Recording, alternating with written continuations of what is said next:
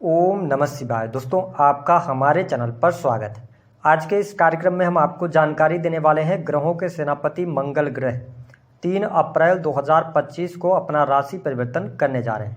तो मंगल के राशि परिवर्तन का प्रभाव मेष लग्न या मेष राशि वालों पर किस प्रकार से पड़ने वाला है, आने वाले 61 दिनों में मंगल के प्रभाव के कारण आपके जीवन में किस प्रकार की परिस्थितियों का निर्माण होगा, जीवन के किन क्षेत्रों में आपको सफलता प्राप्त होने वाली है, वही किन क्षेत्रों में आपको सावधानी रखनी है, विस्तार से इस वीडियो में हम बताएंगे।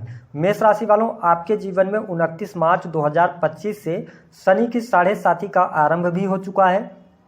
शनि की 7.5 का प्राथमिक चरण चल रहा है और ऐसे में राशि के स्वामी मंगल का नीच के होकर गोचर करना कहीं न कहीं से थोड़ी सी चुनौतियां आपके लिए अवश्य लेकर आने वाला है। लेकिन जैसा कि आप सभी जानते हैं कि हमारे ज्योतिष शास्त्र में मंगल को ग्रहों का सेनापति कहा जाता है। मंगल ऊर्जा, शक्ति, साहस, पराक्रम, छोटे भाई बहन, जमीन जायदाद, वाद विवाद, लड़ाई झगड़े, कोर्ट कचहरी, साथ ही सेना, police, army, electronic gadgets, engineering का क्षेत्र, मेडिकल लाइन, शरीर में पाए जाने वाला ब्लड, इन सभी क्षेत्रों का इनको कारकत्व प्राप्त है। ऐसे में मंगल 3 अप्रैल 2025 से लेकर 7 जून 2025 तक कर्क राशि में अपनी नीचस्थ राशि में आपके चौथे भाव से गोचर करेंगे।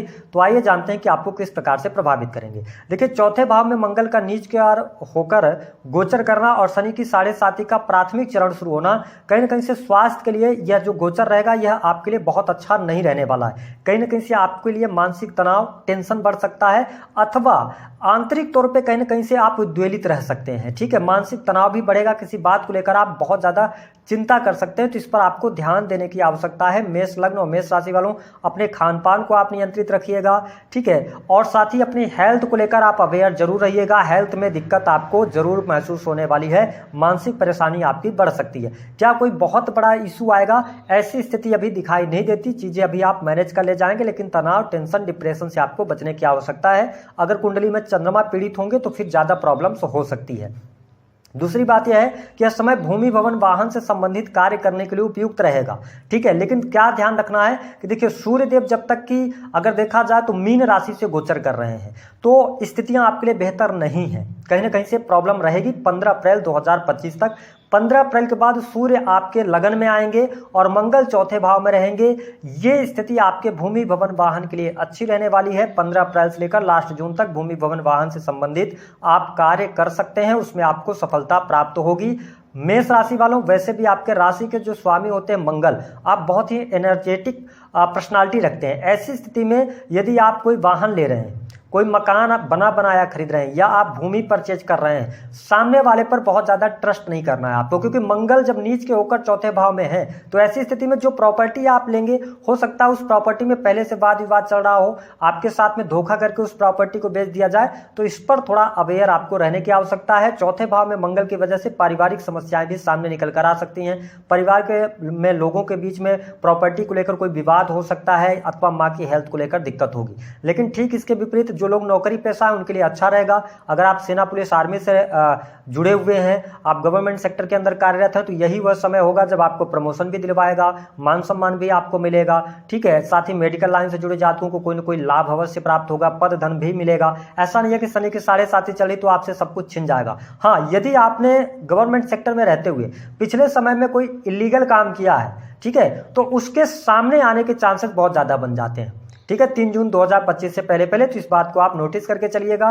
प्राइवेट सेक्टर के अंदर नौकरी कर रहे लोगों के लिए अच्छा है। नौकरी में अभी कोई भी परिवर्तन नहीं हो रहा है ना, कोई बहुत आपकी नौकरी छूट जाए ऐसी भी स्थिति दिखाई नहीं देती।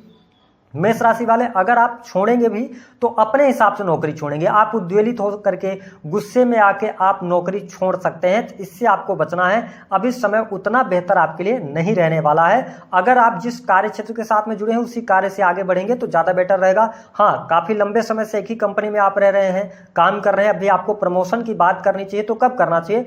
15 अप्रैल से 15 मई का टाइम अच्छा रहेगा। इस दौरान आप प्रमोशन की बात कर सकते हैं। इसके अतिरिक्त अगर हम दाम्पत्य जीवन की बात करते हैं, देखिए वैवाहिक जीवन के लिहाज से समय अच्छा दिखाई दे रहा है, लेकिन 12वें भाव से शनि का गोचर होना कहीं ना कहीं से सैया सुख में कमी कर देता है ना, और साथ ही जीवन साथी के साथ में मिसअंडरस्टैंडिंग होती है। लेकिन मंगल अपनी चौथी दृष्टि से आपके 7th हाउस को देख रहे हैं, हालांकि शत्रु राशि को देख रहे हैं, लेकिन यहाँ पे प्रोटेक्शन का काम करेंगे तो लड़ाई झगड़े थोड़ा बहुत रहेगा, लेकिन स्थितियों को आप मैनेज कर ले जाएंगे। लेकिन जो लोग अपना बिजनेस व्यापार कर रहे हैं उनको लाभ मिलता हुआ नजर आ रहा है। अगर आप किसी भी प्रकार के लग्जरी से जुड़ा हुआ कोई कार्य व्यवसाय, आपका मेडिकल इक्विपमेंट का कार्य व्यवसाय है, इंजीनियरिंग के फील्ड का कोई भी कार्य व्यवसाय अगर आपका है तो उसमें आप लाभ प्राप्त करने में सफल होंगे। वही प्रॉपर्टी डीलिंग, यानी कि अगर आप जमीन बेचने और खरीदने का काम करते हैं, स्पेशली अगर आप कमीशन पे काम कर रहे हैं, तो उसमें आपको बेनिफिट अच्छा मिलेगा। जो लोग अपना फैक्ट्री, इंडस्ट्री, दुकान चला रहे हैं, विशेष तौर पर इलेक्ट्रॉनिक गैजेट से जुड़ी हुई कोई भी दुकानें हैं, उसमें आप अच्छा प्रदर्शन करने में और लाभ प्राप्त करने में सफल होंगे। तो मैं बिजनेस व्यापार के लिहाज से समय अच्छा देख रहा हूं। इस समय अवधि के दौरान इलेक्ट्रॉनिक गैजेट्स पे पैसा भी आपका खर्च होगा।